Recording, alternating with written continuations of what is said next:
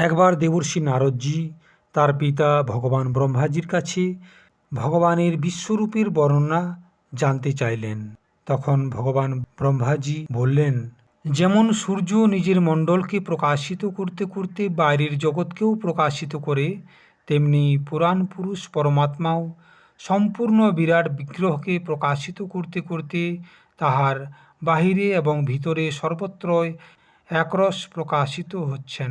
মানুষের ক্রিয়া এবং সংকল্প থেকে যা কিছু তৈরি হয়েছে সেগুলি থেকে তিনি অনেক উপরে রয়েছেন এবং অমৃত ও অভয়পদের তিনি হলেন স্বামী।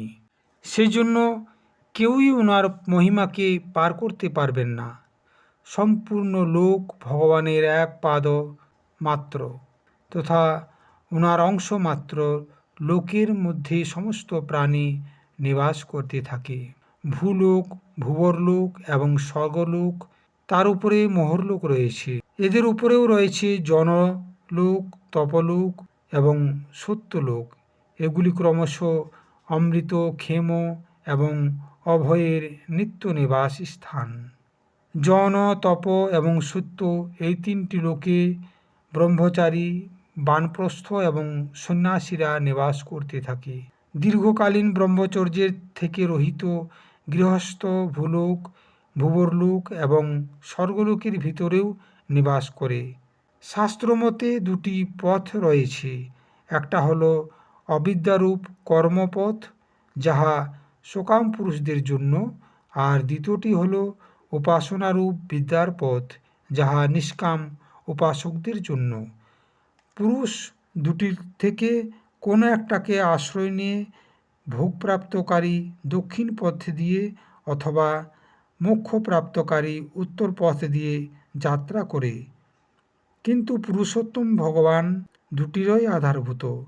যেমন সূর্য নিজের কিরণের দ্বারা সবাইকে প্রকাশিত করতে করতে আলাদা থাকে, তেমনিই যে পরমাত্মার থেকে এই অণ্ডের এবং পঞ্চভূত, একাদশ ইন্দ্রিয় ও গুণময় বিরাটের উৎপত্তি হয়েছে, সেই প্রভুই এই সমস্ত বস্তুগুলির ভিতর এবং বাইরের রূপে রয়েছেন এবং তিনি এগুলি থেকে সর্বথা অতীত রয়েছেন। ভগবান ব্রহ্মাজি বললেন, যখন আমার এই বিরাট পুরুষের নাভিকমল থেকে জন্ম হলো, সেই সময় এই বিরাট পুরুষের অঙ্গের অতিরিক্ত আমি আর কোনো কিছুই সামগ্রী দেখতে পাইনি। তখন আমি ওনার অঙ্গের মধ্যেই যজ্ঞের পশু, স্তম্ভ, কুশ, এই যজ্ঞ ভূমি এবং যজ্ঞের যোগ্য উত্তম কালের কল্পনা করেছি।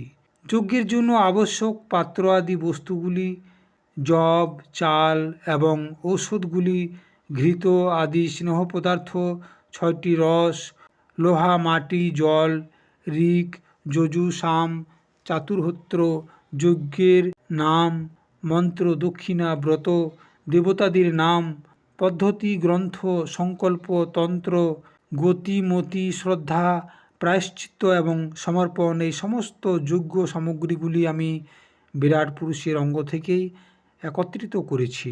এইভাবে বিরাট পুরুষের অঙ্গ থেকে সমস্ত সামগ্রীগুলি সংগ্রহ করে আমি ওনার সামগ্রীগুলি থেকে সেই যজ্ঞস্বরূপ পরমাত্মার যজ্ঞের দ্বারাই যোজন করেছি। তারপর তোমাদের বড় ভাই সেই 9 জন প্রজাপতিগণ নিজের চিত্তকে পূর্ণ সমাহিত করে বিরাট এবং অন্তর্যামী রূপের দ্বারা স্থিত এই পুরুষেরই আরাধনা করেছে। এরপর সময়ে সময়ে মনু, ঋষি, পিতর, দেবতা, দৈত্য এবং মনুষ্যগণেরা যজ্ঞের দ্বারা ভগবানের আরাধনা করেছে। এই সম্পূর্ণ বিশ্ব সেই ভগবান নারায়ণের মধ্যেই স্থিত রয়েছে, যাহা স্বয়ং তো প্রকৃত গুণের থেকে রহিত, কিন্তু সৃষ্টির প্রারম্ভে মায়ার দ্বারা একাধিক গুণগুলি স্বীকার করেছেন। ওনারই প্রেরণায় আমি এই সংসারের রচনা করেছি। ওনার অধীনস্থ হয়ে রুদ্র সংহার করতে থাকেন এবং তিনি স্বয়ং বিষ্ণু রূপে ইহার পালন করতে থাকেন, কেননা তিনি সত্য, রজ এবং তম এই 3টি শক্তিকে গ্রহণ করে রেখেছেন। তুমি আমার কাছে যা কিছু জিজ্ঞাসা করলে এর উত্তর আমি তোমাকে দিলাম।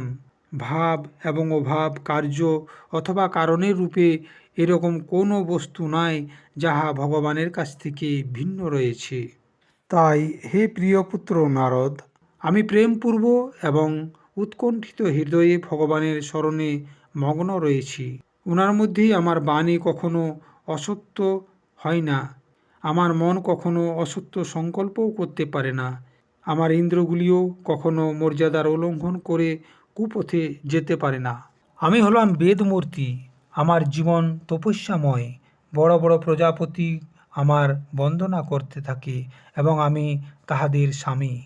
প্রথমে আমি অত্যন্ত নিষ্ঠার দ্বারা যোগের সর্বাঙ্গ অনুষ্ঠান করেছিলাম, কিন্তু আমি নিজের মূল কারণ পরমাত্মার স্বরূপকে জানতে পারিনি।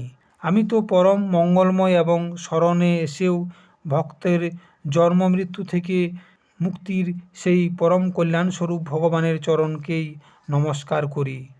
ওনার মায়ার শক্তি অপার। যেমন প্রকাশ নিজের শেষ জানতে পারে না, তেমনি তিনিও নিজের মহিমার বিস্তার জানেন না। এরকম স্থিতির মধ্যে অন্যদের তো পার পাওয়া সহজ নয়। আমার সাথে সাথে আমার পুত্রগণেরা এবং শঙ্করজিও ওনার সত্য স্বরূপকে জানতে পারে না।